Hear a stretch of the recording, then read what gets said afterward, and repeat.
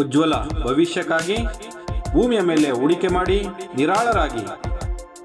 ಭೂಮಿಯನ್ನು ಮಾರಾಟ ಮಾಡುವವರ ಹಾಗೂ ಖರೀದಿಸುವವರ ನಡುವೆ ಸಂಪರ್ಕ ಹಾಗೂ ಬಾಂಧವ್ಯವನ್ನು ಕಲ್ಪಿಸುವ ಉದ್ದೇಶದಿಂದ ಮಾರುಕಟ್ಟೆಗೆ ಈ ದಿನ ಫೈಂಡ್ ಲ್ಯಾಂಡ್ ಎಂಬ ಸಂಸ್ಥೆಯನ್ನು ಪರಿಚಯಿಸುತ್ತಿದ್ದೇವೆ.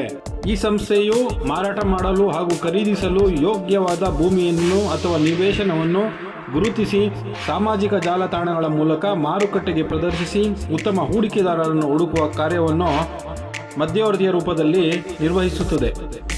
ನಮ್ಮೊಂದಿಗೆ ವ್ಯವಹರಿಸುವವರು ಈ ನಿಯಮಗಳನ್ನು ಪಾಲಿಸಲೇಬೇಕು. ಭೂಮಾಲೀಕರು ತಮ್ಮ ಆಸ್ತಿಯನ್ನು ಮಾರಾಟಕ್ಕಿಡುವ ಮೊದಲು ಕುಟುಂಬದವರೊಂದಿಗೆ ಹಾಗೂ ಹಕ್ಕುದಾರರೊಂದಿಗೆ ಚರ್ಚಿಸಿ ನಿರ್ಧಾರ ತೆಗೆದುಕೊಳ್ಳಬೇಕು.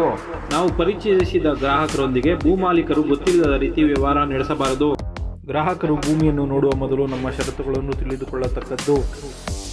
ಗ್ರಾಹಕರ ಹಿತಾಸಕ್ತಿಯನ್ನು ಮುಂದಿಟ್ಟುಕೊಂಡು ಸಕ್ರಮಗೊಳ್ಳದ ಸಾಗುವಳಿ ಭೂಮಿ, ಸರ್ಕಾರಿ ಕೆರೆ ಕುಂಟೆ ಒತ್ತುವರಿ, ರಾಜಕಾಲುವೆ ಒತ್ತುವರಿ, ಅರಣ್ಯ ನಿಷೇಧಿತ ವಲಯ, ಮಾರಾಟಕ್ಕೆ ಅನುಮತಿ ಪಡೆಯದ ಪರಿಶಿಷ್ಟ ಜಾತಿ ಮತ್ತು ಪಂಗಡದವರ ತಂಟೆ ತಕರಾರು ಇರುವ ಹಾಗೂ ರಸ್ತೆ ಇಲ್ಲದ ಭೂಮಿಯನ್ನು ಗ್ರಾಹಕರಿಗೆ ಪರಿಚಯಿಸುವುದಿಲ್ಲ.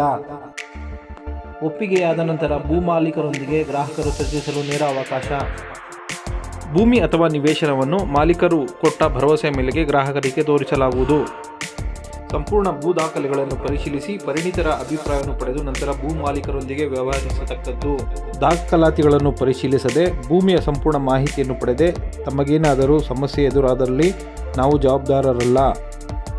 ನಮ್ಮ ಮೇಲೆ ಇರ್ತಕ್ಕಂಥ ನಂಬಿಕೆ ಮತ್ತು ಭರವಸೆ ಮೇರೆಗೆ ಇತ್ತೀಚಿನ ದಿನಗಳಲ್ಲಿ ನಮ್ಮ ಸ್ನೇಹಿತರು ಮತ್ತು ರೈತರು ನಮಗೆ ಕರೆ ಮಾಡೋದು ಪ್ರಾರಂಭ ಮಾಡಿದ್ರು. ಏತಕ್ಕೋಸ್ಕರ ಅಂತಂದರೆ ನಮ್ಮ ಜಮೀನುಗಳು ಮತ್ತು ನಿವೇಶನಗಳು ಮಾರಾಟ ಆಗ್ತಿವೆ ಅಂತ ಹೇಳಿ ಕೆಲವರು, ನಮಗೆ ನಿವೇಶನ ಬೇಕಾಗಿದೆ ಮತ್ತು ಜಮೀನು ನಾವು ಖರೀದಿ ಮಾಡೋಕ್ಕೆ ಇಷ್ಟಪಡ್ತಾ ಇದ್ದೀವಿ ಅಂತೇಳಿ ಮತ್ತೆ ಕೆಲವರು.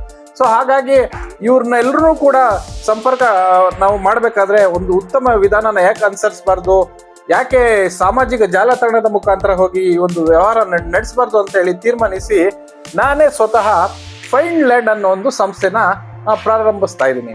ಸೊ ಬನ್ನಿ, ಯಾಕೆ ಮತ್ತೆ ತಡ, ನಮ್ಮ ಫೈಂಡ್ ಲ್ಯಾಂಡ್ ಅನ್ನೋ ಒಂದು ಫೇಸ್ಬುಕ್ ಪೇಜ್ನ ಫಾಲೋ ಮಾಡಿ, ಹಾಗೆ ಯೂಟ್ಯೂಬ್ ಚಾನಲ್ನ ಸಬ್ಸ್ಕ್ರೈಬ್ ಮಾಡಿ.